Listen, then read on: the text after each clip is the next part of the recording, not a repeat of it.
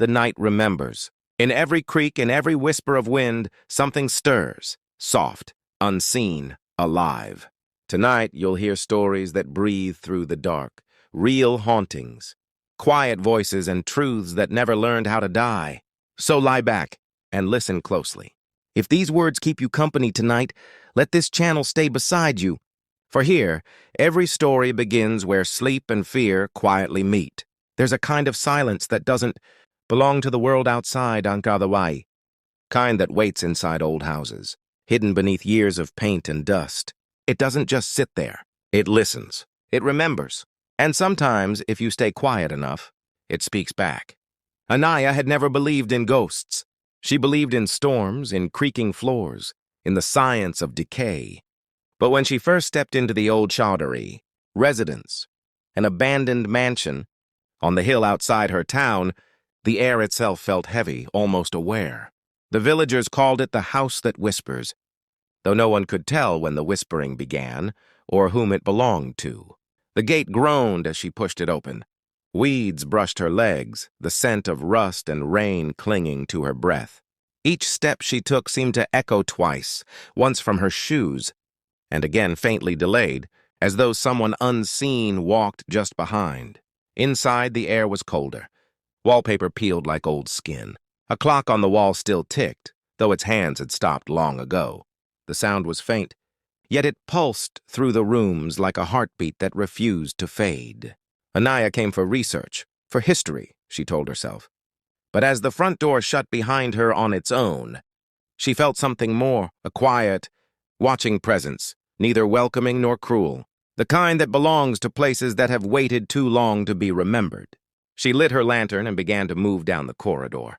Dust swirled like sleep caught in sunlight.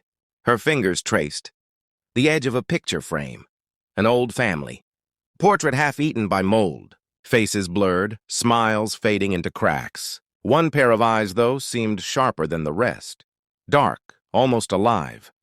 A whisper brushed her ear, so faint she thought it was her breath rebounding off the wall. "Don't go upstairs." She froze. The lantern trembled in her hand.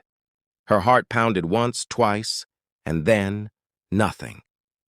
Just silence, but something inside her, curiosity, or maybe defiance, made her step toward the staircase anyway. The wooden steps groaned beneath her weight, the air colder with every rise. Halfway up, she glanced back and swore she saw the portrait swaying slightly, though no wind moved through the room. At the top of the stairs, the hallway stretched like a tunnel of shadows. Every door looked the same, closed, patient, secretive. And then she heard it again. Not a whisper this time, but a sigh. Long, tired, almost human. The sound came from the last door at the end. She moved toward it slowly, her steps soft, her pulse loud. And as her fingers touched the doorknob, it turned by itself, quietly, like someone had been waiting for her. The room beyond was empty, except for the faint smell of burnt wax and a single candle on the floor, still warm, though it hadn't been lit in years. Anaya knelt. Her reflection flickered in the melted wax, and then from somewhere deep within the walls, a voice whispered, soft, near and impossibly close. "Welcome back." The air around her shifted. The lantern flame bent sideways, and for the first time Anaya realized the house wasn't abandoned. It had just been sleeping. The whisper echoed inside her mind long after the sound had gone. "Welcome back." The words carried a strange warmth, not the chill of threat, but the familiarity of memory, as if whoever spoke had been waiting not to frighten her but to be remembered. Anaya rose slowly, scanning the empty room. The air had changed. The silence wasn't empty anymore. It hummed softly, like the house was breathing through the walls. Faint marks lined the wooden floor. Circles burned faintly into the grain, as though candles had once been placed there in some ritual pattern. A small book lay half buried in dust near the fireplace. She brushed it off carefully. The pages were stiff, but on one she could still read a few words written in fading ink. "Forgive us. We didn't mean to stay." She read it twice, her pulse quickening with each word. Stay. What did that mean? Stay where? The house creaked again, long and low as if answering. Somewhere beneath her feet, a door slammed, Not loud, but heavy, deliberate. She turned her lantern toward the sound. Dust fell from the ceiling like quiet snow. Her rational mind fought back. "It's the wind," she whispered to herself. Just the wind. But the voice that answered from the hallway disagreed. "The wind doesn't whisper your name." She froze. The lantern trembled, throwing long, rippling shadows across the wall. She could feel her heartbeat behind her ribs, slow but deep like footsteps in her own body. Then, nothing, only her breath, and the quiet hum of something unseen watching her from just beyond the light. Anaya backed away until her heel hit the old dresser behind her. The top drawer slid open on its own. Inside lay a silver hairpin, delicate and old, shaped like a crescent moon. She picked it up, and the air warmed instantly, as if she'd touched something alive. A faint perfume, soft and floral, rose from the metal. A memory flickered in her mind, a vision not her own. A woman standing at the same window, brushing her hair, humming a tune that sounded like sorrow turned into song. A man's voice calling her name from the hall below. Then thunder. A door slamming. Silence. The image vanished as quickly as it came. The lantern dimmed. Anaya stumbled back, breathing hard. "Who are you?" she whispered. For a moment there was only the steady sound of rain against the glass. Then faintly, a woman's voice, soft and tired. "You know me." "You always did." A sudden draft swept through the room. The candle's melted wax rippled, though there was no flame. The portrait downstairs groaned faintly, as if shifting in its frame. The whispering grew softer now, almost like a lullaby. Anaya sank to her knees, clutching the hairpin, her eyes wide and glistening. The realization came to her slowly, painfully. The voice didn't belong to someone lost in time. It belonged to her blood, to her name, to the one who had lived here before her. The Chaudhary residence wasn't just a haunted house. It was her family's forgotten echo. The floor beneath her moaned again, and from deep inside the walls came the faint sound of a music box turning. Slow, delicate, playing the same haunting tune from her vision. Anaya rose, following the sound. Her hand brushed against the cold wallpaper, tracing invisible patterns. The melody drew her toward the attic, a place the villagers warned her never to go. At the foot of the narrow stairs, the air was cold enough to sting her lungs. Still she climbed. The wooden steps shuddered beneath her feet. Halfway up, the music stopped, and in the silence that followed, she heard a single voice whisper right behind her ear, calm, certain and heartbreakingly human. "Now you'll see." The attic door stood before her, narrow, splintered and barely clinging to its hinges. The lantern flickered in her hand, its glow painting soft waves across the ceiling beams. For a moment, everything was still. Even the rain seemed to stop outside, as if the night itself was holding its breath. Anaya reached out and turned the old brass handle. It was colder than ice. The wood groaned softly as the door opened, releasing a slow breath of air that smelled like candle smoke and faded perfume. The attic was small, choked with shadows. Sheets draped over forgotten furniture rose and fell gently in the draft like resting ghosts. At the far end stood a mirror. Its glass was old, its frame cracked and dusted with time. Yet something about it shimmered faintly, not with reflection, but with memory. Anaya stepped closer.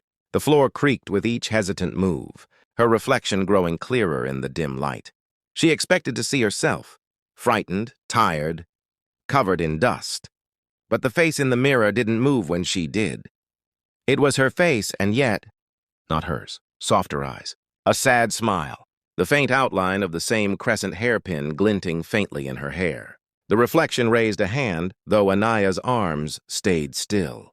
A whisper filled the room again, but this time it didn't come from behind her. It came from inside the glass. "I waited so long for you." Her pulse stilled. The mirror fogged slightly, as if someone were breathing on the other side. Then faint writing appeared across the surface, not carved, not scratched, but traced gently through the condensation. Just 3 words. It was me. Anaya's lantern dimmed to a dying ember. She stumbled backward, shaking her head. "No," she whispered. You're not real." The figure in the glass tilted her head, the same way Anaya used to as a child. "We are real," the voice murmured. Because you remember us." The mirror brightened faintly, and in its light, Anaya saw the truth, flickering scenes of a family she had never known. A mother brushing her daughter's hair, a fire, screams, smoke curling beneath the doors. And through it all, that same melody, the one from the music box, playing softly like a heartbeat refusing to stop. Tears welled in her eyes. The whisper grew quieter now, like a sigh turning into peace. "The house isn't haunted," the voice said. "It's holding us, keeping what was lost." The lantern went out completely. Darkness folded around her. Yet she felt no fear now, only warmth, the kind that comes from a final goodbye. When morning came, the villagers saw smoke rising gently from the chimney of the old, chowdhury house, the first sign of life there in 40 years. Inside, the rooms were quiet again.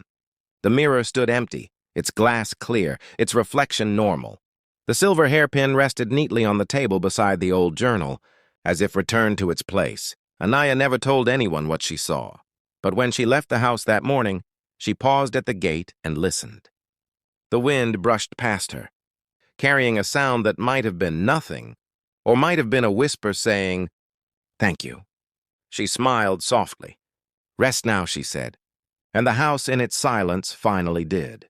Some houses whisper, some forests breathe, but mirrors, and they remember. They hold faces that have looked into them for decades, maybe centuries, and sometimes they hold on too tightly. In the small town of Rishford, there stood a forgotten inn at the edge of the valley, the Silver Rest. Long ago, travelers would stay there on their way to the mountains. But now, its windows were boarded, its rooms empty, and its only guest was time. For years, people said the inn was harmless, just old wood and memory, until one autumn evening when a man named Daniel Cross checked in. He was a writer, quiet and kind, searching for solitude after losing too much: his wife, his child, his sleep. The caretaker warned him about the mirror in room 12. Told him it was older than the inn itself. "Don't cover it," the old man said softly. "And whatever you do, don't speak to it after midnight." Daniel smiled, the way city men do when faced with small-town superstition. He thanked the man, took his key, and went up the creaking stairs. Room 12 smelled faintly of cedar and rain. The mirror stood near the bed, tall and gold-framed, its surface so polished it almost seemed wet. When Daniel looked into it, the air behind his reflection shimmered faintly, like a slow breath fogging glass. That night he tried to write, but every few minutes he felt watched. The feeling was soft at first, a tug at the edge of thought. When he finally turned, the mirror caught his eye. His reflection seemed slower, as though it lagged just a heartbeat behind. He stared for a moment, then laughed at himself. Fatigue, he thought. That's all. He turned off the lamp and lay down. The room darkened, except for the faint moonlight glinting on the mirror's edge. Sleep came and went like shallow tide. And then, sometime after midnight, a sound woke him, a whisper that wasn't quite sound at all. "Daniel." His eyes opened. The room was still. He sat up slowly, his heart thudding once, then again. The whisper came again, softer this time, like someone speaking through glass. "Daniel, please." The mirror. He rose carefully, bare feet pressing against the cold wooden floor. The reflection swayed faintly, though he wasn't moving. It was standing closer than he was, only inches from the inside of the glass. He leaned forward. "Who's there?" he whispered. The figure inside tilted its head, mirroring him perfectly, except the eyes. They were wrong, darker, sadder, and when its mouth opened to answer, no sound came. Only fog bloomed across the inside of the mirror as if the thing inside had exhaled. Daniel stepped back. The whisper followed. "Don't leave me again." The words froze him. "Again?" He stared harder. The reflection's hand pressed against the inside of the glass, leaving behind a faint handprint that lingered even after it faded. For a long moment, nothing moved. Then the mirror went still, and Daniel was alone again. He didn't sleep the rest of the night, and yet at dawn, when he finally closed his eyes, the last thing he saw was the mirror, and a faint outline of someone still standing within, watching him breathe. The morning sunlight filtered through the curtains like thin strands of gold, soft but cold. Daniel blinked awake, his neck stiff from sleeping in the chair beside the desk. The first thing he saw was the mirror, standing silent, spotless and completely ordinary. He almost laughed. The night before already felt like a dream. The whisper, the fog, the strange reflection. Surely it was exhaustion playing tricks on him. He reached for his notebook, trying to drown himself in work. Words usually steadied him. But every time his pen touched the paper, the mirror caught his eye from the corner of the room. Its surface gleamed faintly, as if lit from within. At noon, the caretaker knocked gently. "Sleep well, sir?" Daniel forced a smile. "Mostly, though I might move that mirror somewhere else." The old man's face tightened. "Don't!" His voice was low, almost pleading. "It belonged to the first owner. His wife passed while standing in front of it. They say her reflection never left." Daniel's smile faded. "You believe that?" "I've cleaned that room for 30 years, the caretaker said quietly. "I don't believe in ghosts. I just believe what I've seen." When the door closed, Daniel stared at the mirror again. This time, he saw something new, the faint shape of another figure behind his reflection. Just a blur at first, then a shadow. It shifted when he didn't. He stood, heart thudding, and stepped closer. The figure grew sharper, a man's outline, tall, head bowed slightly as if lost in prayer. Daniel whispered, "Who are you?"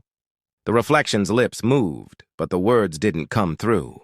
Instead, a low hum filled the room, soft, rhythmic, almost like breathing. The light flickered. Daniel reached out. His fingertips brushed the cool surface of the glass, and in that instant, something on the other side brushed back. The contact sent a pulse through him, a sharp flash of cold that reached his spine. He jerked his hand away, stumbling back. The hum stopped. He glanced down at his fingertips. Frost. Tiny crystals clinging to his skin, melting slowly in the warmth of his breath. He wanted to leave, but something in him resisted. It wasn't fear anymore. It was recognition, the strange, heavy pull of familiarity, like seeing someone you loved in a dream you shouldn't remember. That night, he didn't turn off the light. He sat on the edge of the bed, staring at the mirror. Hours passed. The moon rose high, silvering the floorboards. Then, just past midnight, it happened again. The glass rippled faintly, like water disturbed by a pebble. The reflection blinked first this time. "Daniel," it whispered. He swallowed hard. "Who are you?" The reflection's mouth moved slowly, forming words out of fog. "You left me there." He shook his head. "Left you where?" The whisper came again, softer. "The river." His breath caught. He hadn't told anyone, not even the caretaker. His wife had drowned 2 years ago, swept away by a current too strong to fight. He'd been there, helpless, her hand slipping from his as the water took her. The whisper pressed closer, urgent, aching. "You didn't look back." Daniel stepped forward, tears forming at the edge of his eyes. "No," he whispered. "That's not true." The reflection raised its hand again, touching the inside of the mirror, palm to glass. Daniel mirrored it without thinking. The cold sank into his skin, spreading up his arm into his chest. The reflection's lips trembled, forming one last word before the light in the room flickered out completely. "Stay." The glass rippled once more, and Daniel was gone. The caretaker found the room empty the next morning. Only the mirror remained, gleaming softly in the sunlight. When he looked into it, there were 2 figures inside now, a man and a woman, standing side by side, hands almost touching, and behind them the faint shimmer of a river flowing endlessly, quiet and cold. Days passed, and room 12 stayed locked. The caretaker told himself he would air it out soon, that he would dust the corners and wipe the glass clean. But every time he climbed the stairs and reached the door, a low hum came from inside, faint and steady, like someone humming a lullaby through thick fog. He'd turn away then, whispering a prayer under his breath, pretending he hadn't heard. On the 7th evening, a traveler arrived, a woman in her 30s, quiet and polite on her way to the northern hills. The inn was nearly full, save for 1 room. The caretaker hesitated before offering it. "Room 12, he said softly. "It's clean, but—" "You may want to leave the curtains drawn." The woman smiled. "Superstitious?" He only shook his head. "Careful." That night, as she unpacked her things, she noticed the mirror. It stood opposite the bed, tall and strange, reflecting the soft light of her lamp. Its surface seemed deeper than glass, as though it didn't just reflect the room, but remembered it. For hours she read quietly, the ticking of her watch the only sound. Then, sometime past midnight, the room grew colder. The glass fogged over slowly, and through the mist, two faint silhouettes appeared. A man and a woman, their forms pale and shimmering. The woman in bed froze. The figures in the mirror turned toward her. Their faces were calm, not cruel. The man's eyes carried sadness, the woman something gentler, relief. They stood close, as though the glass was the only thing separating them from the living. A whisper slipped through the room, soft and distant. Tell him. "We are home." The woman sat up, pulse racing. Who are you? She whispered. The reflection flickered. For a heartbeat, she thought she saw the outline of a river, silver and endless, flowing behind them. Then both figures smiled, faintly, gratefully, before fading into the surface, leaving behind only her own wide-eyed reflection. The room warmed again. The air settled. The mirror, for the first time in years, showed nothing but the present. The next morning, the caretaker found her downstairs, pale but calm. She told him she'd heard voices, saw faces. He didn't ask who or how. He only nodded, poured her tea, and said quietly, "Then maybe they finally found peace." After she left, he went up to room 12 alone. The mirror still stood where it always had, light from the window washing over it in a golden shimmer. He cleaned the frame gently, and for the first time, his reflection was the only one looking back. That night he locked the room again, not out of fear but respect. For some stories don't end with screams or shadows. They end softly with a whisper, a sigh, and the quiet mercy of being remembered. Outside, rain began to fall, light and rhythmic, like footsteps fading away. And inside the mirror, if one looked closely enough, there was nothing but calm water, rippling softly under a silver moon. There's a certain stillness that belongs only to midnight, that quiet hour when even the wind forgets to move, and the world holds its breath between one day and the next. In that silence, small things begin to speak again, creaking wood, cooling metal, and sometimes a voice that shouldn't exist. It began, as these stories often do, with something simple, an old radio. Lena found it in the corner of an antique shop on a rainy afternoon, a square, dust-caked thing with brass knobs and a cracked speaker grill. The tag read 1943, still works. She smiled, charmed by the nostalgia of it, and took it home without a second thought. Her apartment was small, perched above a quiet bakery that smelled of vanilla and smoke. She set the radio on her desk beside the window and cleaned it gently, tracing her fingers along its wooden frame. When she turned the dial, the static came alive, soft, almost soothing, like rain against tin. It was comforting in a strange way. She left it playing while she worked, letting the white noise fill the room. But that night, as the clock neared midnight, the sound changed. The static thinned into something sharper, a low hum, rhythmic like breathing. Then a voice broke through, faint, crackling, but unmistakably human. "Can you hear me?" Lena froze. Her pen slipped from her hand, rolling across the desk. She stared at the radio, pulse quickening. The voice was calm, male, and oddly gentle, like someone who had been waiting a long time to be answered. "Can you hear me?" It said again, this time clearer. She leaned closer. "Who is this?" Static hissed, then softened. "It's late," the voice said. "You should be asleep." Her breath caught. The room suddenly felt smaller, colder. She turned the dial to change the station, but the voice stayed, even when no signal should have existed. "Don't be afraid," it whispered. "I used to live here too." Lena's hands trembled on the dial. "What do you mean?" The reply came after a pause, faint and distant. "You're sitting where my desk once stood." Her eyes flicked around the room. The same desk, the same corner. It was impossible. She laughed nervously. "Nice trick," she said. "Is this a prank station?" "No," the voice said softly. "This is memory." And then the radio went silent again, leaving only the faint hum of the city outside. Lena didn't sleep that night. Every time she closed her eyes, she thought she heard static whispering just beneath the sound of her heartbeat. The next evening, she told herself it was all imagination. She turned the radio on again at 11. Only soft static. She worked, read, tried to ignore it. But when the clock struck 12, the voice returned. "Thank you for listening," it said. Something in its tone had changed. Not eerie, but warm, familiar, like someone speaking to an old friend.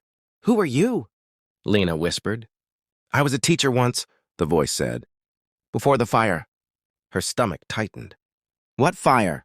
But the radio only hummed. A faint crackle, a sigh, and then, "It's easier to talk when you listen with the lights off." Lena hesitated. Then slowly she turned off the lamp.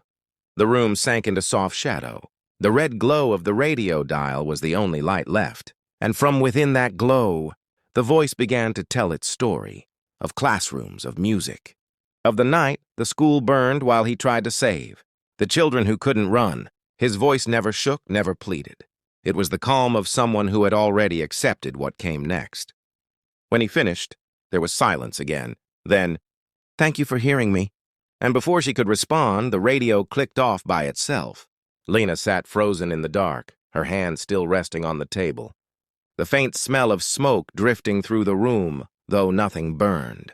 Outside, the clock struck 1, and beneath its echo she thought she heard it again.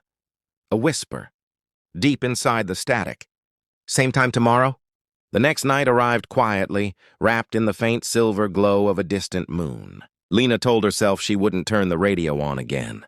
She had work, she was tired, and ghosts, if they even existed, didn't belong in her small, ordinary world. But when the clock brushed close to midnight, she found herself sitting at the desk again, staring at that old wooden box as if it were breathing. The brass dial gleamed faintly in the lamplight, waiting. And then, almost of its own accord, her hand reached out and turned it.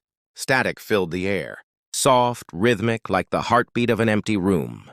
"Hello, Lena," the voice said. Her throat tightened. He had never said her name before. "How do you know who I am?" she whispered. The voice chuckled gently, a sound like dry leaves in wind. "Names are like echoes.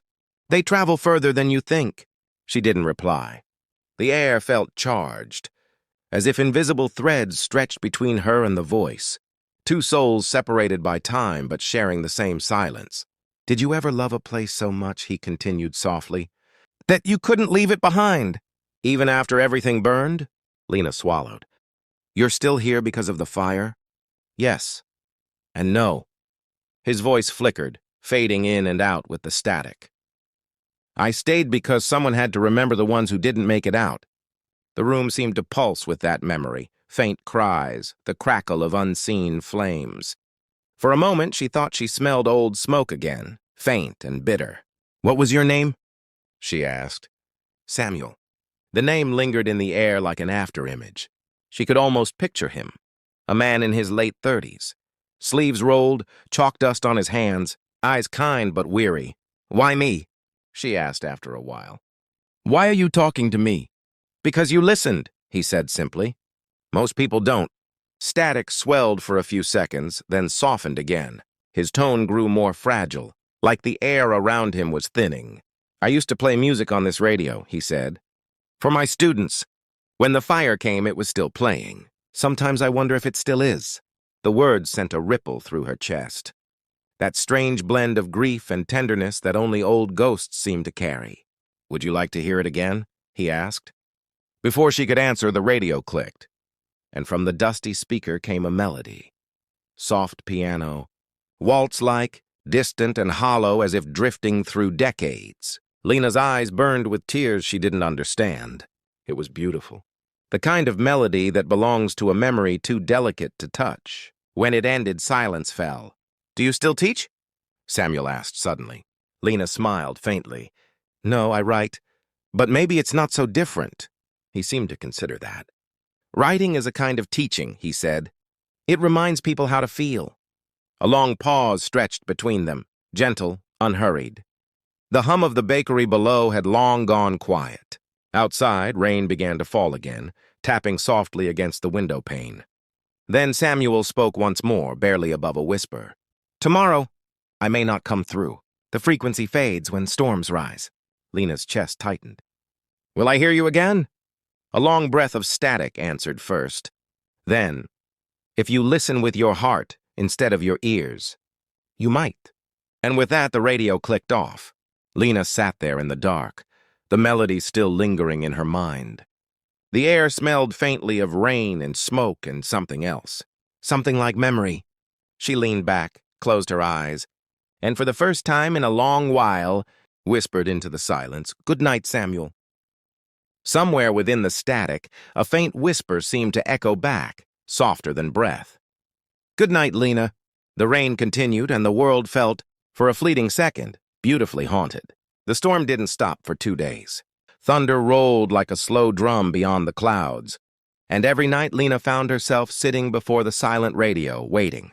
The brass knobs stayed cold beneath her fingers, the speaker lifeless. No static, no voice, no Samuel. It was strange. How empty a soundless room could feel once you'd grown used to a ghost inside it. By the third night, she finally whispered, "I'm listening," though the radio was off. Her words fell into still air, unanswered. Yet a quiet part of her knew ghosts didn't vanish. They faded gently, like songs reaching their final note. On the fourth day, sunlight returned. The world outside looked freshly washed, streets shining with rainwater. Lena opened her window, letting in the smell of wet bread from the bakery below. She smiled faintly, trying to ground herself in something ordinary. But that evening, as she prepared to sleep, a soft hum stirred the air. Not loud, not clear, but enough to make her freeze mid-step. She turned slowly toward the desk. The radio light flickered once. Then again. And then it came. That low, warm voice barely above the static. "Hello, Lena." Her chest tightened, half with fear, half with relief. "Samuel, you're back." "Only for a little while," he said. His tone different now, softer, almost tired. "The fire is almost gone. So is my frequency." "What do you mean?" "There's a reason ghosts fade," he whispered. "When someone remembers them kindly, they stop needing to stay." Lena felt tears sting her eyes. "I don't want you to disappear." He chuckled gently, like wind rustling through a field. "You don't lose what's remembered. You just carry it differently." A faint sound began to hum behind his words. That same piano melody she had heard before, though this time it sounded clearer, fuller, alive. "I want you to finish this for me," he said. "There's a drawer under the radio. Open it." Lena hesitated, then knelt. Her fingers brushed against a hidden latch, and when she pulled, the drawer slid out with a soft creak. Inside lay an old folded letter sealed in yellowing wax. Her breath caught. The letter was addressed to "My Students, 1943. "Read it," Samuel said. She unfolded the fragile paper. The ink had faded, but the words still carried warmth. "If you ever hear music when the world is quiet, know that I am still teaching, through every echo, every note, every small kindness you offer each other." When she looked up, tears blurred her sight. "It's beautiful," she whispered. Samuel didn't answer immediately. The static rose again, trembling softly like breath. "Thank you," he finally said. "Now I can rest." The red glow of the radio dimmed, pulse by pulse, until it was gone. Silence filled the room, not heavy this time, but peaceful, like a sigh at the end of a long story. Lena sat there for a long while listening to nothing, yet feeling as if the whole room was still, humming gently beneath the surface of the world. She placed the letter in a frame, on her desk beside the radio, and wrote her next story that night, about a man who refused to stop teaching, even from the other side of fire. When she finished, she turned off the lamp. The city outside was asleep, wrapped in quiet, and just before she drifted off, she thought she heard a faint voice from deep within the dark. Calm. Proud eternal. Class dismissed. The wind brushed past her window, carrying the ghost of piano notes that faded into the hush of dawn. The sea was never truly silent. Even on the calmest nights it breathed, slow, endless, restless.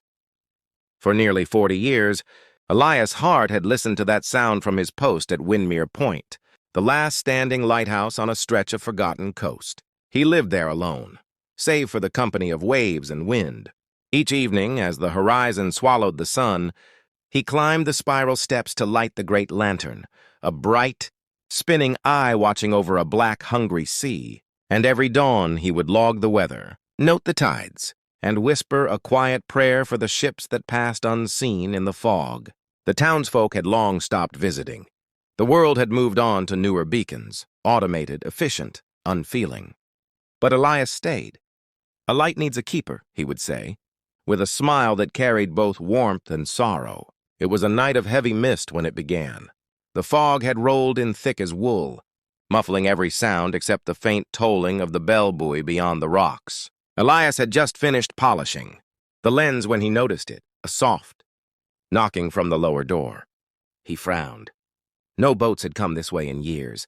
Visitors didn't climb the cliff road after dark. Still, the knock came again, steady, deliberate. When he opened the door, the fog seemed to breathe into the room. Cold, salt-thick, alive. But no one stood there. Only footprints, wet ones, small, leading inside. Elias's heart tightened. The prints were barefoot, the kind a child might leave. He followed them across the worn wooden floor, past the oil drums and ropes, until they stopped near the base of the stairs. There he heard it, a faint humming, a melody. Simple, haunting, like something half-remembered from a dream. "Hello!" he called. His voice echoed up the stairwell. "Who's there?" No answer. Only the hum, fading upward toward the lantern room. He climbed carefully, the steps creaking beneath his boots. Halfway up, the light flickered. Not the steady rhythm of the beacon. No, this was different. The flame itself shivered as though touched by unseen hands. When he reached the top, the air was colder. The glass panes were fogged from within, and through them he could see the ghostly shimmer of mist curling along, the sea below.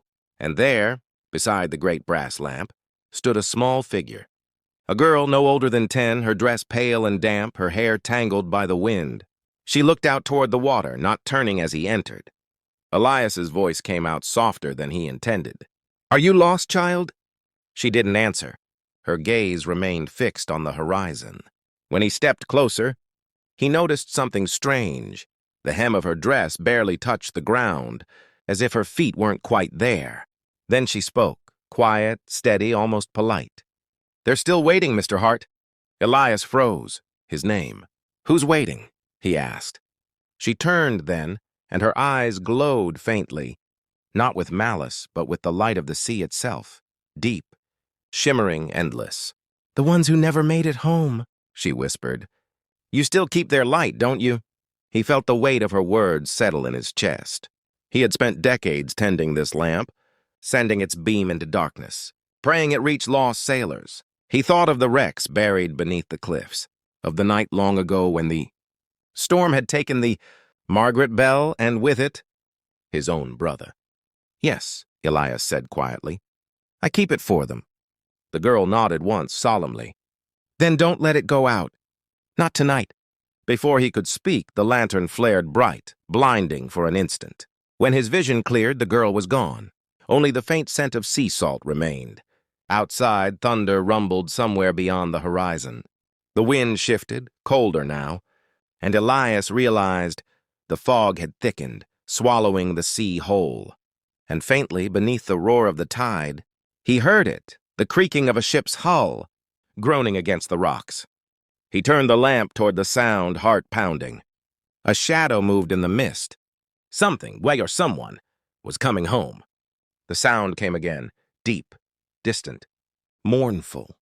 The hollow groan of wood and iron beneath a crushing tide. Elias gripped the railing of the lantern room, eyes straining through the white wall of fog that swirled beyond the glass. No ship had passed this way in years. The currents were too rough, the rocks too jagged.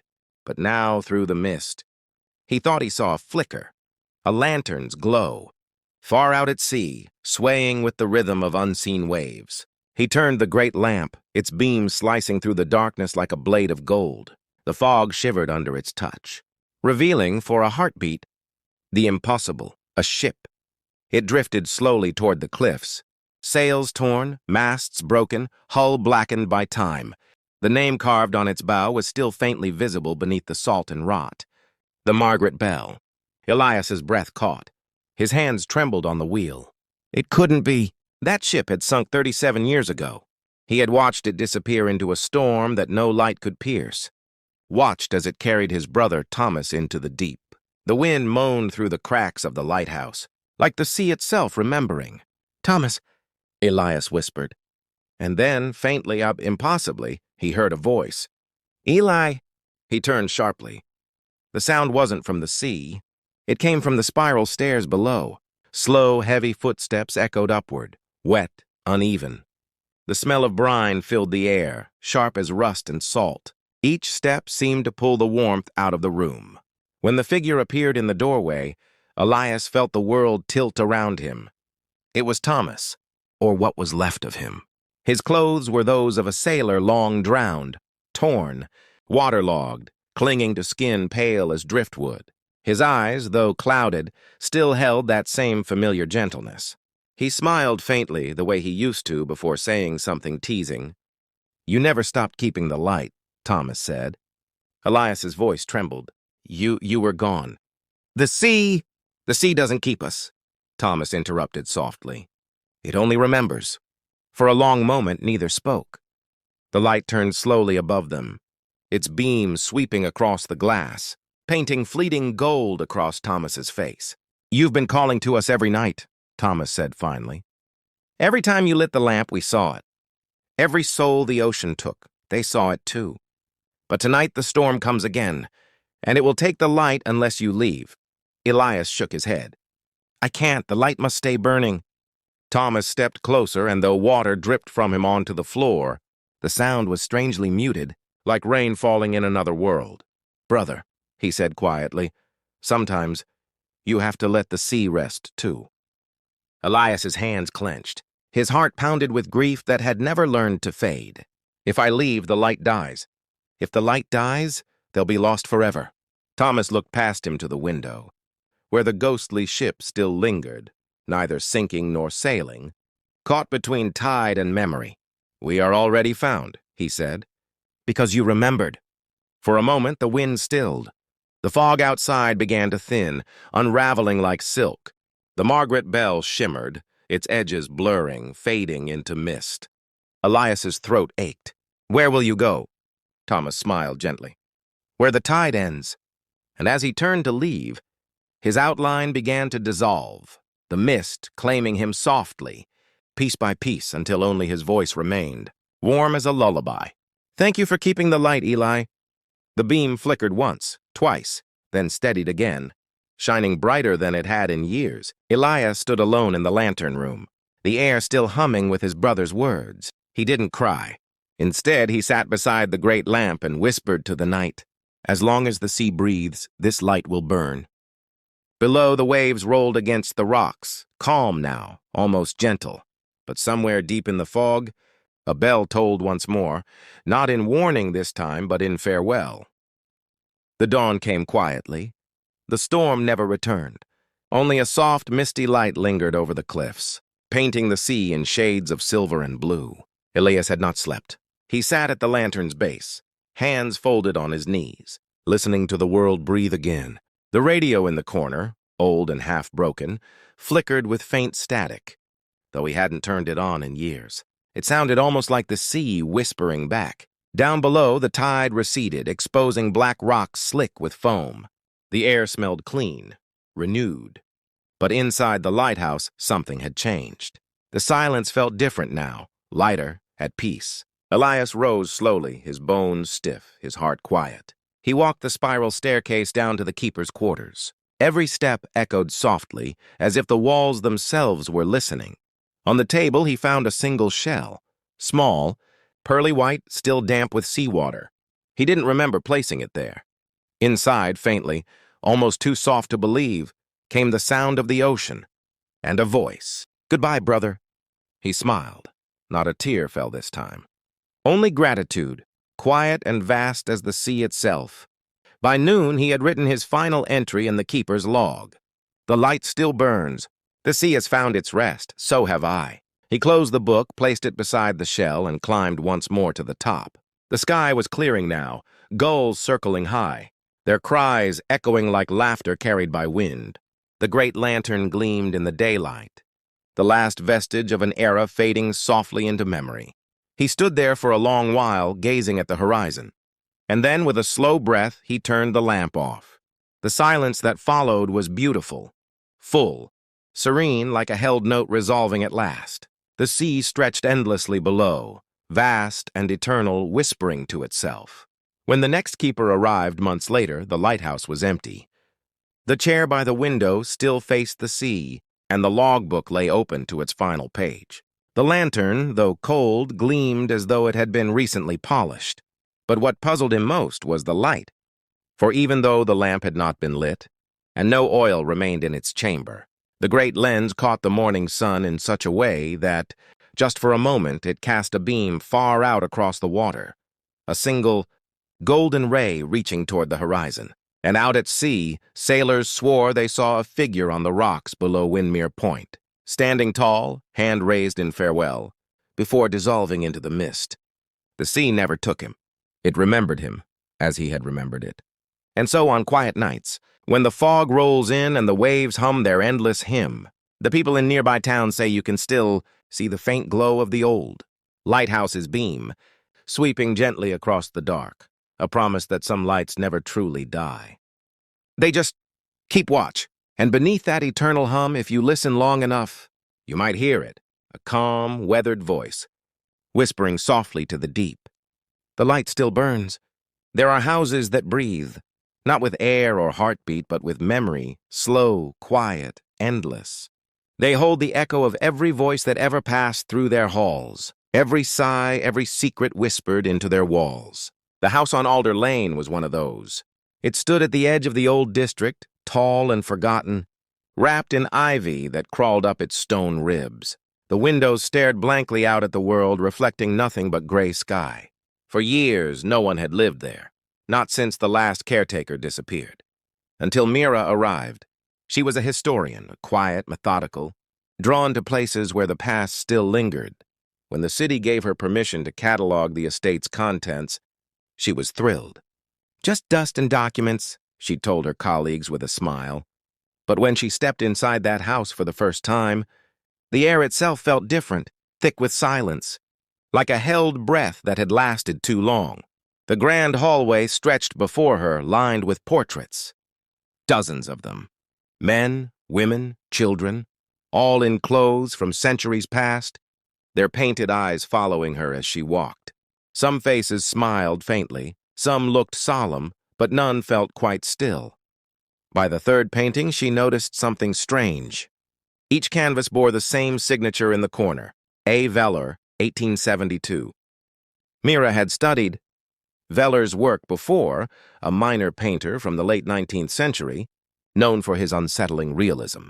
But she'd never seen so many of his pieces in one place. As she brushed the dust from the nearest frame, her fingers tingled with static. For a moment, she thought she saw the eyes blink. She stepped back, heart thudding.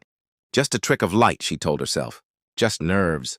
But when she turned to the next portrait, a young woman in a lace collar, something in the composition bothered her. The subject's hand rested delicately on the arm of a chair. Or at least it had in the photograph she'd seen of this same painting years ago. Here the hand was gone, painted over. Mira leaned closer, frowning. She could see faint brush strokes where the hand had once been. Someone had changed it. That night, she worked in the study, cataloging books and journals. Rain fell softly against the windows. Around midnight, she heard a faint creak from the hallway, wood shifting under slow, careful weight. She turned off her lamp and listened. Silence, then another creak, closer. She stepped into the hall. The portraits loomed in the dim light, their faces pale and watchful. Everything looked the same, except one painting, the young woman. Her hand was back. Mira stared, her pulse hammering in her ears. "No," she whispered. I must have imagined it." But as she turned away, the faint scent of oil paint filled the air. Fresh, sharp, impossible. The next morning, she tried to rationalize it. Old pigments can change in humidity, she told herself. Shadows can deceive. Still, she couldn't shake the feeling that the house was aware of her, that the portraits watched, waiting. By evening, she decided to test it. She photographed each painting, careful to capture every detail. Then she left them alone for the night. At dawn, when she checked again, her hands went cold. Every portrait had changed. A child who had once held a toy now held nothing. A man's smile had vanished into a frown. A woman's eyes, once blue, were now dull gray, staring straight at her, not toward the painter's intended angle. And in the very last portrait, one that had always been blank in the old records, an unfinished canvas, a new figure had appeared overnight. A woman with a book in her hand. The book she'd been holding the night before. Mira dropped her camera. It was her. Her likeness, perfectly painted. Even the small scar near her temple, the one no one ever noticed. The brushstrokes were still wet. She stumbled back, breath shallow, heart hammering against her ribs. Somewhere in the house, wood creaked again, not random this time, but slow, deliberate, like footsteps moving closer. And from deep within the hall, a whisper floated through the still air, faint, polite, almost affectionate. "Don't leave yet. You're part of us now." The lamps flickered. The portraits shivered in their frames. And when she turned, she could swear, just for a heartbeat, every face in the paintings was smiling. Mira didn't sleep that night. She sat in the study, every lamp turned on, her eyes fixed on the door. The house was quiet again, too quiet, like it was waiting for her to close her eyes. At dawn, she packed her things, ready to leave. But when she reached for the front door handle, it didn't turn. It wasn't locked. It just wouldn't move, as if the wood itself had decided to hold her there. Her pulse raced. She tried the back door, same thing. The windows, too, seemed sealed tight from within, as though the house had drawn itself closed like a clenched fist. And then she heard it. Faint footsteps above her, slow, dragging. Someone was upstairs. She told herself it had to be wind or loose beams. She forced herself to go up, step by step, her flashlight trembling in her hand. The upper floor was lined with more portraits, faces she hadn't noticed before. Not painted in frames this time, but directly onto the walls, rougher, more frantic, layers of paint overlapping, as though the artist had kept changing them, never satisfied. And in the far corner stood an easel, on it a fresh canvas. A brush still wet with red paint rested on the stool beside it. Only it wasn't quite red. It was darker, thicker. Her stomach turned. The portrait was half finished, the same woman again. Her. But this time, her painted self had no eyes, just hollow, pale sockets where the eyes should have been. She staggered back, whispering, "No! This isn't possible!" The floorboards groaned. Every portrait in the hallway seemed to lean toward her. Their faces subtly different now, twisted, watchful. She fled downstairs, heart pounding, gasping for breath. In the study, her camera still lay on the table. She grabbed it, hoping to capture what she saw, to prove to herself she wasn't losing her mind. When she turned it on, the screen glitched. Static. Flicker. And then an image appeared. Not the hallway, not her. It was the portrait of the unfinished woman. Now complete, eyes wide open, smiling. Mira froze. Behind her, she heard a whisper, close, right by her ear. "Beautiful work, isn't it?" She spun around. No one there, but the faint smell of turpentine and fresh paint filled the room again, the kind artists use, and on the floor near her feet, smeared footprints. Bare, thin, paint-streaked, leading toward the door. She followed them. They led her into the grand hall again, where something new hung among the old portraits. Her photograph, printed, framed, hung neatly between two paintings, her standing in that very room looking afraid. The timestamp read 1:17 a.m., the same time she'd been in the study, alone. She stumbled backward, her breath shaking. The air felt colder now, heavy. The shadows deepened around the corners of the room. And then something began to scrape, a sound like canvas being stretched. The portraits rippled as though a slow wind passed through them. Some faces melted slightly, their painted expressions warping. One by one, their eyes turned, all of them, to look directly at her. And in a whisper that rose from everywhere and nowhere at once, she heard, "Stay still. It's your turn now." Her flashlight flickered. In that final flicker of light, she saw the unfinished portrait again, on the far wall, where it hadn't been before. Only now it wasn't unfinished. It was her, perfectly painted, eyes open, mouth parted mid-breath. And at the bottom corner, the fresh signature, Avelor 2025. The world around Mira fell into stillness. The sound of her heartbeat became the only thing she could hear. Steady, shallow, terrified. Every painted face in the hall seemed to breathe, their eyes glistening faintly, as though moisture gathered within the strokes of oil and pigment. She stepped back slowly, whispering to herself, "It's just paint." Just paint. But her voice trembled too much to believe it. The floor creaked beneath her.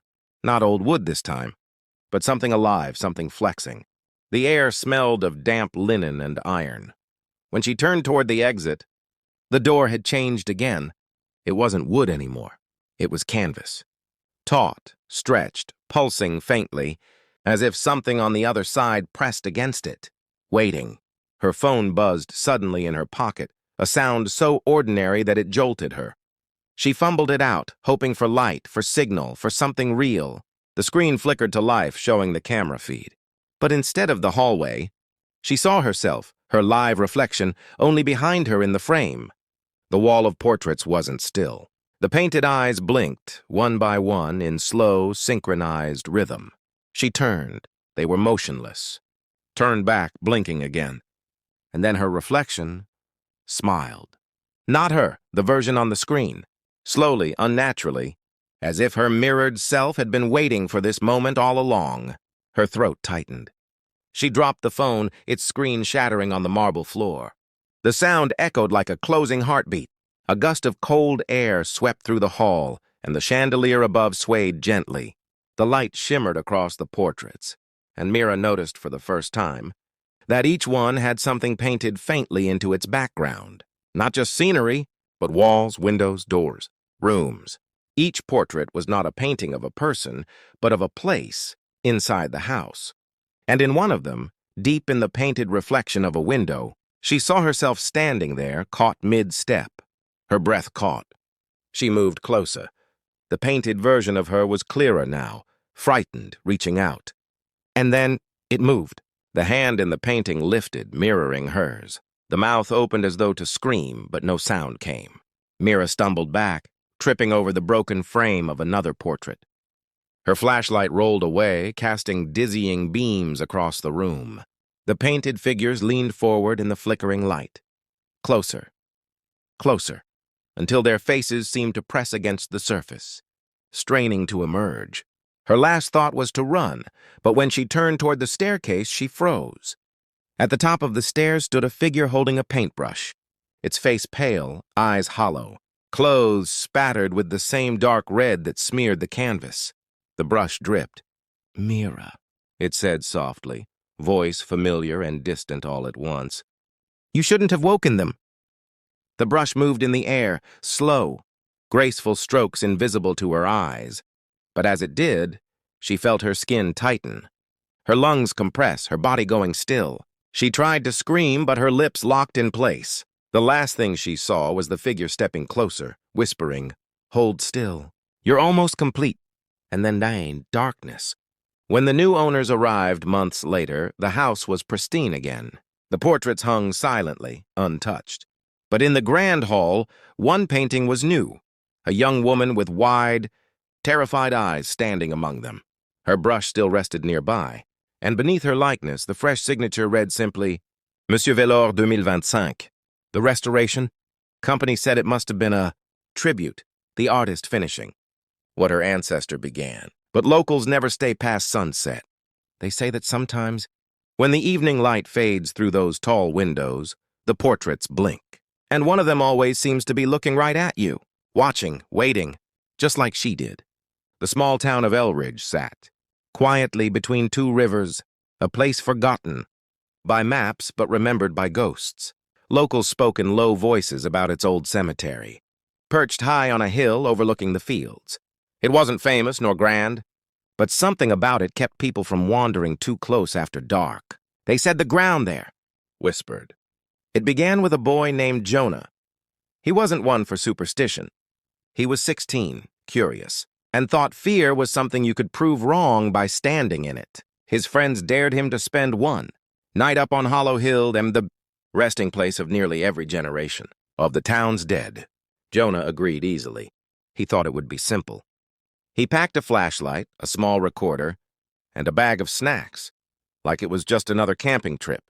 The others waited at the base of the hill, flashlights flickering, half joking, half afraid.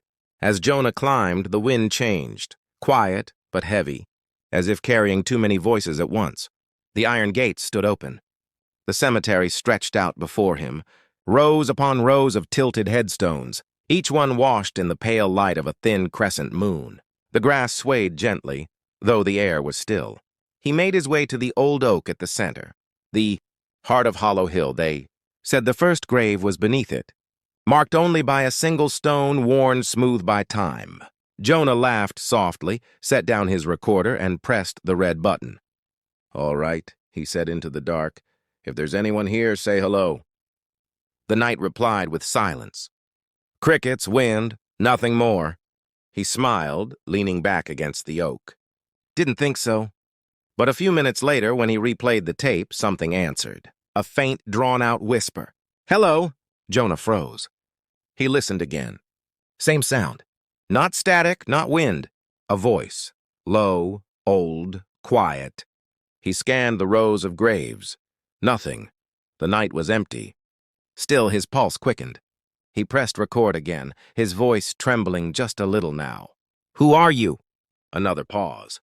The leaves rustled softly, and then through the recorder, clearer this time. Jonah. He almost dropped it, his name. No one had spoken it aloud but him. He looked back down the hill, half expecting his friends to be playing tricks. But their lights were far away, small, distant.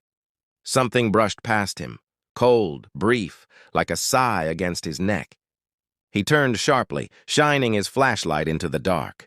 The beam caught the outline of an old gravestone half buried in ivy. He stepped closer and brushed away the leaves. The name carved into it made his blood run cold. Jonah Whitfield.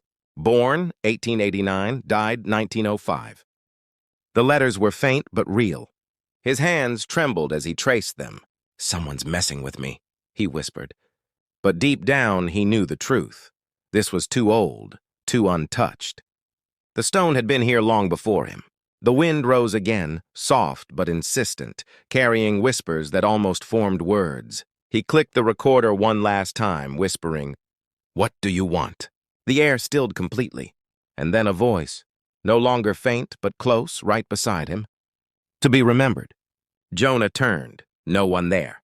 Only the dark, the graves, and the quiet creak of the old oak shifting in the breeze. The flashlight dimmed. The recorder light flickered, then went out. The last thing he saw, before darkness swallowed the hill, was the faint shape of footprints forming slowly, in the damp earth circling him. And far below, his friends waited. They heard nothing but the wind. When they went up at dawn, they found his flashlight beside the oak, still faintly warm. The recorder, too, its tape full. But Jonah was gone. Only one new thing lay there that hadn't been before. A small, freshly carved stone. Jonah, 2025. By morning, the town of Elridge buzzed quietly with whispers. The search for Jonah stretched across the fields, through the woods, up to Hollow Hill, but no one found a trace of him. Only that new gravestone, cool and unweathered, waiting like it had always been there. His friends swore they saw him walk up the hill. The police marked it as a disappearance. But the elders of the town said softly, "The hill remembers its own." A week later, Jonah's recorder was sent to his mother. She couldn't bring herself to play it at first. But one night, when the wind outside sounded too much like words, she pressed play. The tape hissed, low, uneven. Then came Jonah's voice, calm at first, nervous laughter fading.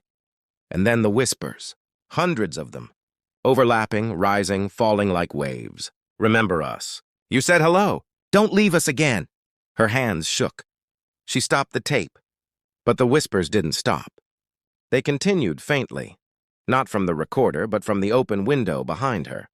That's when she saw the light on the hill, a single lantern glowing by the oak, moving slowly in circles, as though someone were walking the path around the graves. She called the sheriff.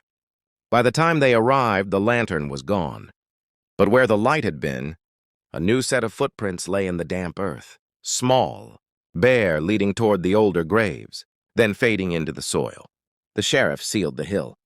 No one was to go there after dark. But rules don't hold in places like Hollow Hill. Curiosity is stronger than fear. Two boys went up a few nights later, carrying a phone to record proof. The video still exists, shaky, grainy, filmed in low light. They walk between the graves, laughing nervously. Then one of them stops. "Do you hear that?" he says. It's faint at first, like someone humming under their breath. The camera pans, the sound growing clearer. It's a child's voice, singing an old hymn the townsfolk used to play during funerals a century ago. The boys freeze. One whispers, "Jonah?" And then through the mist, the light of a lantern appears again, swinging slowly between the trees. It's moving toward them. The camera catches a glimpse of a figure, small, barefoot, clothes tattered, face pale as smoke. The lantern flickers, lighting the edges of his face.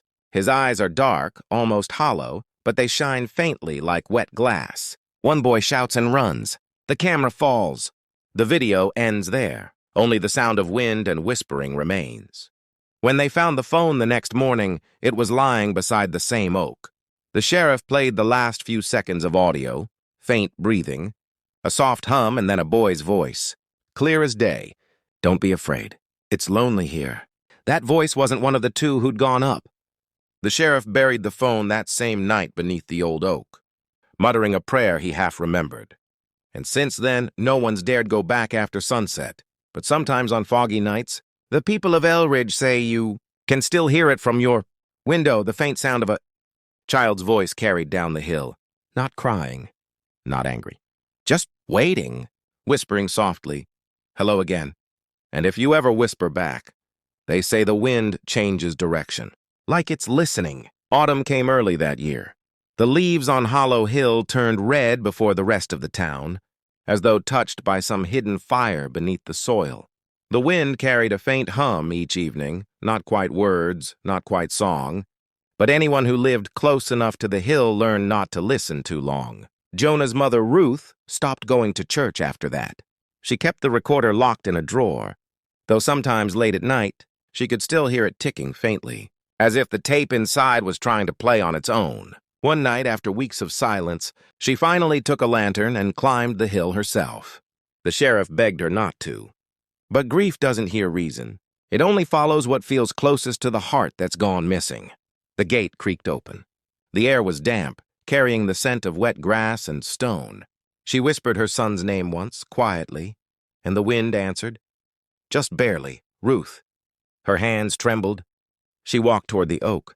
The graves around it seemed to shimmer faintly in the lantern light, as if the stones were breathing.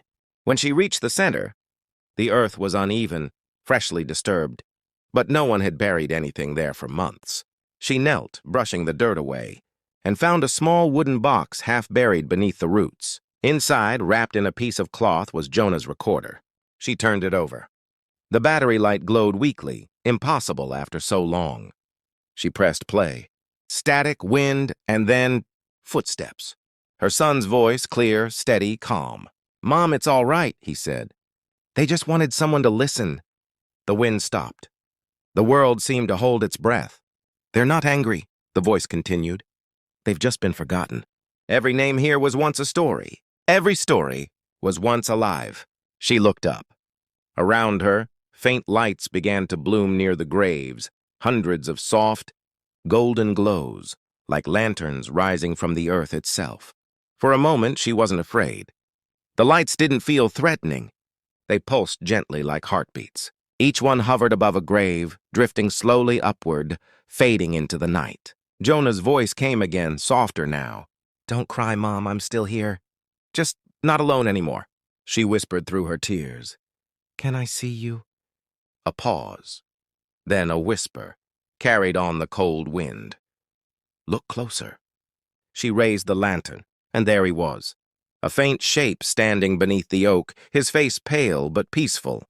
He smiled the same small smile he used to when he'd get caught, sneaking cookies before dinner. Ruth reached out, but her hand passed through him like mist. He didn't fade, not right away. He simply stepped backward, light gathering around him, his outline dissolving into the glow that surrounded the graves. His final words drifted to her like the breath of the wind. "Thank you for remembering. The lantern flickered. The lights dimmed. And the hill went still again. When morning came, Ruth was gone. The townsfolk found her lantern by the oak, still burning, though no oil remained. The recorder lay beside it, the tape now blank. No voice, no whispers, only silence. But every year after, when autumn returned, people saw faint lights rise from Hollow Hill again, quiet, steady, beautiful. And if you stood at the edge of town just before dawn, you could hear a soft hum rolling across the mist.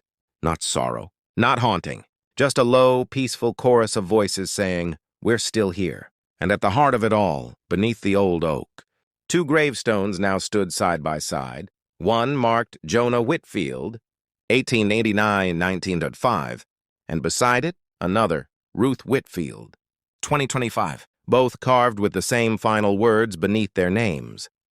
The hill remembers, and it always will. It stood at the edge of the old coastal road. Half swallowed by ivy and sea fog, the Mariner's Rest Hotel. Once grand, now silent. Its sign still swung in the wind, rusted letters clinking softly, spelling out a name no one had spoken aloud in years. Travelers rarely noticed it anymore. Those who did swore the lights sometimes flickered inside, even though the place had been closed for decades.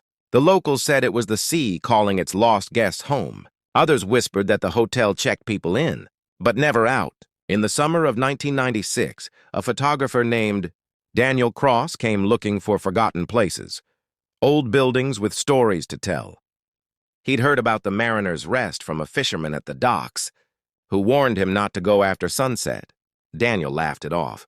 Ghost tales were good for locals, but even better for a picture. He arrived late afternoon. The ocean glimmered far below, gray and restless. The air smelled of salt and mildew. The hotel's tall windows stared blankly out to sea, their curtains still drawn as if guests were sleeping inside. The front doors gave way with a sigh. Dust motes drifted in golden shafts of light. The lobby was beautiful in its decay. Red carpets faded to rose. Chandeliers dulled by age. A grand desk where the brass bell still waited. Daniel pressed it, half amused. The bell chimed once. From somewhere deep in the hall, a faint echo answered. A chime. Lower, slower, almost like a reply. He smiled. "Perfect," he murmured, raising his camera. Each click of the shutter sent the sound echoing down empty corridors. Behind the desk, an old guest book lay open. He brushed off the dust. The last entry read, "Mr. and Mrs. Harlan, room 217. Checked in October 3rd, 1964. Checked out. No date, just a long dash." He turned the page on dozens more like it, each entry missing its checked-out line. A chill rippled through the air. The chandelier above him swayed slightly, though no wind came through. He made his way upstairs. The air grew colder with each step. The hallway stretched long and narrow, lined with identical doors. Room 217 stood at the end, its brass number dull with tarnish. He turned the handle. It opened easily. Inside, everything was untouched. Two suitcases beside the bed. One half open, clothes still folded neatly inside. The bedsheet was smooth, tucked in tight. A tea tray sat on the nightstand, cups arranged, though the liquid inside was long evaporated to dust. He raised his camera again. Through the lens, the room looked slightly wrong. The light bent oddly. The mirror above the vanity shimmered faintly, like heat rising from asphalt. And then, in the reflection, he saw it. A woman standing by the window, pale dress, hair pinned up, hands folded gently before her. She wasn't there when he lowered the camera. Only the window, curtains unmoved. He lifted it again. She was closer now, her head tilted slightly as though curious. Daniel's hand shook. The photo snapped. Click. The flash flickered and the room went completely still. He exhaled, trying to steady himself. "Just light tricks," he whispered. But from behind him, soft as breath, came a voice. "Would you like me to turn down your bed, sir?" He froze. The air grew thick, pressing against his skin. Slowly he turned, but the room was empty. Only the faint scent of lavender and salt lingered. He stumbled backward, knocking the tea tray to the floor. The cups didn't break. They rolled gently to a stop, as though someone unseen caught them mid-fall. Heart racing, he rushed to the door. But when he pulled it open, The hallway beyond was no longer empty. Every door was open now, and from each one, pale shapes stood silently in the thresholds. Men, women, children, faces soft, calm, waiting, all dressed as though they'd stepped out of another time, every one of them watching him. He whispered, trembling, I didn't mean to intrude." The air pulsed, faintly, rhythmically, like the hotel itself was breathing. Then, in perfect unison, the guests bowed their heads, and from the far end of the hall, a deeper voice spoke, low, formal, and impossibly clear. "Welcome back to the Mariner's Rest." The chandelier flickered once, and the doors closed all at once, sealing him in. The slam of the doors echoed down the hallway like a heartbeat. Daniel froze, staring at the polished wood and to every room now sealed tight again. He forced himself to breathe. Old buildings settle, drafts, sound carries. He tried to reason with himself, but the logic sounded thinner than the air around him. Then faintly a piano began to play, soft, distant, from somewhere below, a slow, mournful waltz drifting up through the floorboards, each note deliberate, precise, as though someone were rehearsing for an audience that would never arrive. He gripped his camera and followed the sound down the grand staircase. The lobby lights flickered weakly, though he hadn't seen electricity in the place when he entered. The chandelier above glowed with a dull golden light, illuminating a figure seated at the piano in the corner. It was the woman from the mirror, her back to him, shoulders moving gently as her fingers glided across keys that hadn't worked in decades. "Hello?" Daniel called softly. The music stopped mid-note. She turned slowly, her face pale and perfect, eyes the color of faded glass, lips curved in a sad half-smile. "You shouldn't have come here after dark," she said. Her voice wasn't angry, it was weary, as if she'd repeated that warning for decades. Daniel swallowed hard. "I just wanted pictures. I didn't mean to." "Pictures?" she echoed. "That's what he said, too." She rose, and as she did, the piano bench creaked, the sound oddly alive, as if time still obeyed her. "Who?" Daniel asked. "The man who built this place. The first to trap us here." He blinked. "Trap?" Her expression softened. "We were all guests once. We came for the view, the sea, the quiet. Then the storm came and the road washed away. The manager said it was only for a night." Her eyes lifted to the ceiling as if seeing through it. "But the morning never came for us." He stepped closer. "You mean, you all—" She nodded gently. The sea took the cliffs, and with them everyone inside. But something of the hotel remained. A reflection, maybe. A memory that refused to let go. The chandelier flickered again, brighter this time. Daniel turned. Dozens of faint shapes filled the lobby now. The guests he'd seen upstairs, all standing silently, their faces expressionless, their eyes distant, as though caught mid-dream. He backed up slowly. "I can leave," he whispered. "I'll go now." The woman tilted her head. "You already checked in?" His chest tightened. "No, I didn't." "Look," she said softly. Behind the front desk, the old guest book had turned open again, its pages flipping by themselves until they stopped. The ink was still wet. "Mr. Daniel Cross, room 217. Checked in August 17th, 1996. Checked out." He stumbled back. No. The bell on the counter chimed again, once, twice, then a third time. Each ring made the room colder. The guests began to move, turning their heads toward him in perfect synchronization. He ran for the door. The handle burned ice cold under his hand and locked tight. He slammed his shoulder against it again and again, but the frame didn't even tremble. Behind him, the woman's voice was calm and steady. "The Mariner's Rest doesn't like goodbyes." The air thickened. The walls creaked. The floorboards rippled faintly beneath his feet like waves. Then came the faint sound of the sea, impossibly close. The lobby carpet darkened as salt water began to seep through the cracks. Daniel looked down. The reflection in the water showed not him, but the pale, empty lobby with a man frozen mid-run, his face blurred, his camera floating beside him. The water rose to his knees. His breath hitched. "Please," he begged, "just let me go." The woman stepped closer, sadness in her eyes. "You can rest, Daniel. That's what we all do here."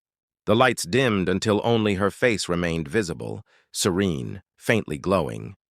Then the water surged upward, swallowing the sound, the light, and the name on the guestbook page. The bell chimed once more, and silence returned to the mariner's rest. There's something ancient about mirrors, something older than glass, older than light itself. They don't just reflect you. They remember you. Every glance, every breath, every secret you've whispered in front of one. It lingers there, waiting for the right night to breathe back. The first story begins in a quiet farmhouse outside Vermont, where the winters stretch long and the nights echo too deeply. It was there that Claire found the mirror, tall, silvered, framed in carved oak leaves blackened by age. She'd bought it from an estate, auction after an old mansion had burned. Halfway to its foundations, the mirror was one of the few things untouched by the fire. She placed it in her bedroom against the wall across from her bed. For the first few weeks, it was simply beautiful, a piece of forgotten craftsmanship that shimmered, faintly even in darkness. But then things began to change. At first, it was subtle. The reflection lagged. When she brushed her hair at night, the image didn't always move in sync. A half-second delay, perhaps, enough to make her pause, smile uneasily, and keep going. Then one morning, she noticed something impossible. She was standing in front of the mirror, sipping her coffee, when her reflection smiled back, a soft, slow smile she hadn't made. The mug slipped from her hands, shattering on the wooden floor. Her heart hammered, but the image remained calm, watching her with that same knowing smile. She blinked, and the mirror caught up again, showing only her own pale, terrified face. From that night on, she covered the mirror with a white sheet before bed, but every morning the sheet was gone, neatly folded and placed on her chair, as though someone had done it carefully, quietly. She stopped sleeping soon after. Shadows pooled at the corners of her room, and the air around the mirror grew colder each night. Then one evening she decided she'd had enough. She grabbed the mirror, dragged it to the porch, and smashed it with a hammer until nothing but shards remained. But when she looked down, she realized none of the pieces reflected her. Only the room. Her hands were gone, her face missing, her breath invisible. The next morning, the neighbors found the house empty, the bed unmade, the sheet on the chair and in the corner of the room, the mirror, perfectly whole again, gleaming softly in the morning sun. No one ever bought that farmhouse again. Some nights, people driving past swear they see movement in the upstairs. Window. A woman brushing her hair, slowly, in front of a mirror that blinks first.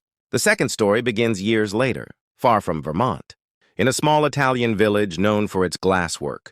A craftsman named Enrico was famous for creating mirrors so pure, they were said to reflect the soul, not the surface. Tourists traveled from across Europe to see his workshop, a dim, candle-lit room filled with the scent of melted silver and hot glass.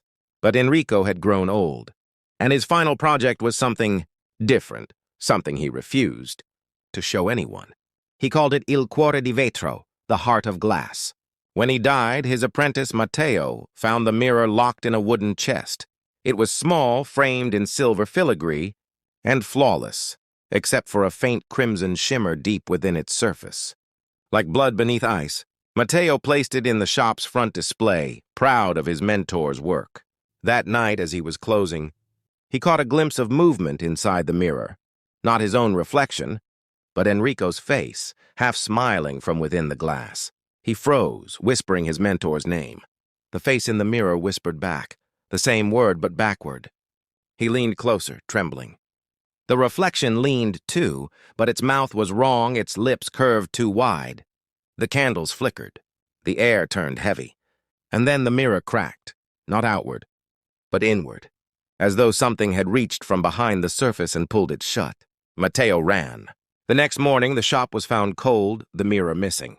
But customers later said that sometimes, in the right light, they could see their reflections hesitate for a heartbeat too long, as if listening. Some swore that if you whispered your name 3 times in front of a mirror in total darkness, you'd hear another voice, soft, aged and patient, whispering it back. They say it's the glassmaker, still searching for the perfect soul to finish his masterpiece. And so the night holds its breath again, where 2 mirrors remember too much, and the eyes inside the glass still wait for someone to meet their gaze.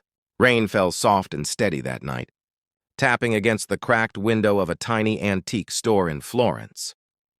The store was cluttered with forgotten lives, dusted books, faded portraits, a grandfather clock that hadn't ticked in 50 years.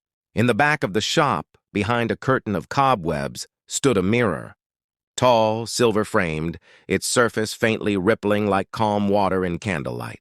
The shopkeeper, an old man named Leone, had no memory of buying it. It had simply appeared one morning, leaning against the wall as though it had been there forever. He almost sold it to a tourist that week, until he noticed something strange. Every time he moved the mirror, it grew heavier. The reflection inside seemed darker, slower, as though light itself struggled to escape it. One evening, a woman entered the shop, quiet, polite, wearing gloves despite the warm air. She said she was from Vermont. Her voice was calm but brittle, like paper about to tear. Leone watched her stop before the mirror, her eyes widening as she whispered, "That's it. That's the one." When he asked what she meant, she only said, "My grandmother had this. It burned with her house. She bought it without bargaining, paid in full, and left." But after she walked out, Leone noticed something that made his hands tremble. The reflection in the mirror showed her still standing there, staring straight ahead, even though she was gone. He rushed outside, but the street was empty. Rain hissed on the cobblestones, the city quiet as a held breath. Back inside, the mirror dripped faintly with water, as if it had just come in from the storm. That woman's name was Anna.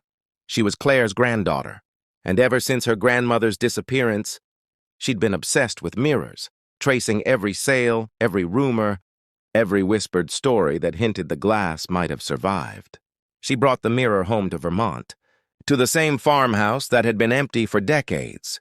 The walls had been repainted, the air freshened with lavender, but the house still carried a low hum, a faint vibration underfoot, like someone walking in a distant room. She placed the mirror in the same spot her grandmother once had, facing the bed. For 3 nights, nothing happened, but on the 4th night, the air turned heavy again. She woke to the sound of soft tapping, not at the door, but from the mirror itself. Tap, tap, tap. She turned on the lamp. Her reflection was gone. Only darkness stared back, the kind of dark that feels thick enough to breathe. She stood, trembling, and stepped closer.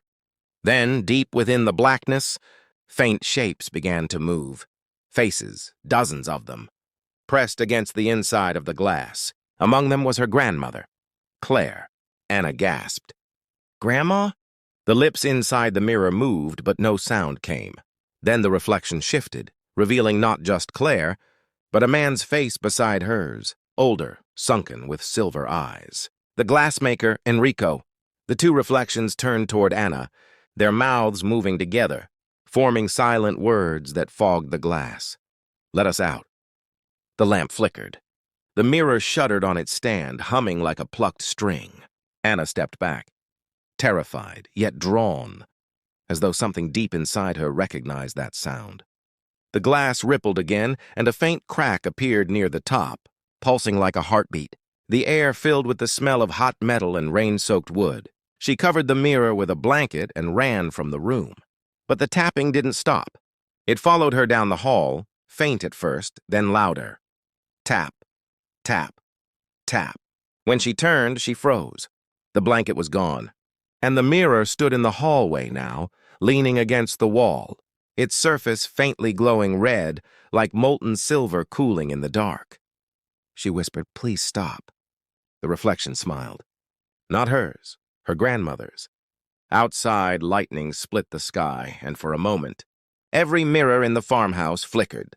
In the bathroom, the hallway, even the faint reflection in the window pane, each one showed something different. A burning house, a workshop filled with shattered glass, a man hammering silver into shape while whispers rose like steam, and over it all a single voice, calm, soft, echoing through time. The glass remembers. That night, the farmhouse lights burned until dawn, though no one was inside. Neighbors later said they saw movement in the windows, silhouettes passing through, pausing before mirrors that reflected nothing at all. The next morning, the mirror was gone again. Only the faint outline of its frame remained on the floorboards, as if it had sunk into the wood itself. And from that day on, every mirror sold in that town, even the new ones, developed a faint red, shimmer under moonlight, and a delay in reflection that lasted less than a second, but just long enough to make people look twice. The storm had rolled in. Without warning, black clouds, gathering over the Vermont hills like ink spilling across a page. The farmhouse stood silent against the wind, its windows shivering, its power long gone. Inside, Anna sat in the dark, the faint light of her candle trembling as much as her hands. She'd tried to destroy the mirror again that morning. She'd dragged it outside and swung an iron hammer against the surface. But each blow sank in soundlessly, as if striking soft water. The glass rippled, healed, and reflected her back, perfectly whole. Now, as the rain whispered against the windows, the tapping began again. Slow, patient, like someone waiting for permission to enter. Tap, tap, tap. Her heart thudded. She turned toward the bedroom, the door slightly ajar, a faint red glow pulsing from within. Every instinct screamed to run, but something deeper. That same quiet pull that had haunted her grandmother drew her forward. She pushed the door open. The mirror no longer stood against the wall. It hung in midair, weightless, suspended by nothing. Its surface churned like water under moonlight, and deep within it, faint figures drifted. A woman brushing her hair, a man shaping molten silver, a dozen faces blurred by motion, all turning toward her at once. Anna. The voice was soft, distant, yet it filled the room as if spoken beside her ear. Her breath caught. Grandma? Yes. The figure of Claire stepped forward from within the mirror. Her face was calm, but her eyes, they shimmered like candlelight on glass. It remembers me, she whispered. It remembers everyone who ever looked long enough to be seen. Anna's throat tightened. I can help you. I'll free you. Claire smiled sadly. You can't free a reflection? You can only join it. Behind her, Enrico appeared, his hands glowing faintly red, his silver tools glimmering in the darkness. She is almost finished, he said in Italian, though Anna understood every word. The last piece must be true. The last piece? She echoed. Enrico nodded. Every mirror I made caught a piece of the soul that looked into it. But the glass must be completed. The reflection must choose. The mirror pulsed brighter, the air thick with the scent of burning oak and sea salt. Anna stepped closer. The floor beneath her creaked, the candle flickered, and for a moment, just a heartbeat, she saw her grandmother reach out from the glass, hand trembling, eyes pleading. Don't let him finish, Claire whispered. The mirror convulsed, a flash of crimson light bursting across the room. The candle went out. Anna screamed and stumbled back as cold air rushed over her. When she opened her eyes, the room was gone. She stood in an endless space of mirrors, a hall stretching into infinity, every surface reflecting her, yet not her. In one reflection, she was older.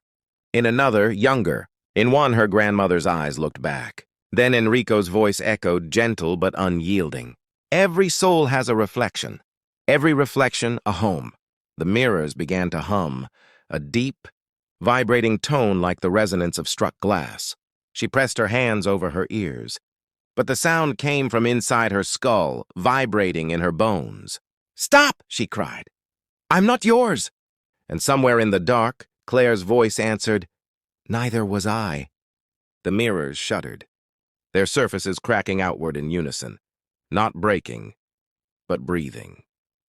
For an instant, Anna saw every face at once, hundreds of them, people from different eras, different places, all watching her, all trapped in that eternal shimmer. Their eyes met hers, and something within her chest gave way. The light flared white, and then silence. Days later, a search team found the farmhouse empty. The storm had passed, the power was back, and every mirror in the house was shattered, except one. It stood in the hallway, perfectly untouched, gleaming faintly red under the morning light. Inside it, if you looked closely, you could see a faint outline, a woman's hand pressed gently against the glass, as if reaching out to someone just beyond sight, and if you waited long enough, she blinked. The mirror was later purchased by an art collector in Florence, who swore it had an uncanny depth, as though the reflection went on forever. Visitors often commented that the woman inside looked different every time they visited. Sometimes she was smiling, sometimes crying, sometimes simply standing there waiting. And if you happened to stand before it alone, under soft light, and whispered your name 3 times, the reflection would whisper it back. Not quite in your voice, but not quite anyone else's either. They say the mirrors remember now. They remember everyone. And maybe, just maybe, when you look into one tonight and feel that strange pull, that half-second delay before your reflection smiles back, it's because somewhere deep inside the silver, someone is still waiting for you to blink first. There's a quiet valley in the American Midwest and our forgotten bend of land where fog lingers. Long after sunrise in the trees, lean as if listening. Locals call it Hollow Creek, though no map marks it anymore. Only one thing about that place was ever remembered: the sound of its church bells. They were said to ring by themselves on certain nights, long after the town had vanished. It began over a century ago when Hollow Creek was still a mining town. The mines gave life and slowly they took it away. Men went missing underground. Water turned black and the soil began to breathe steam. Then one winter night, the bells of St. Miriam's Chapel began to toll on their own.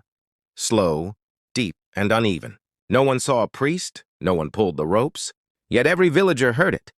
At first they thought it a miracle, until the ringing started coming before each death. Families fled, houses rotted, and nature swallowed what was left.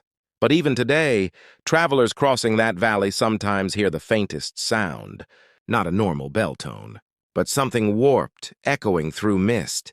Those who hear it often report an odd dizziness, as if time itself hesitated.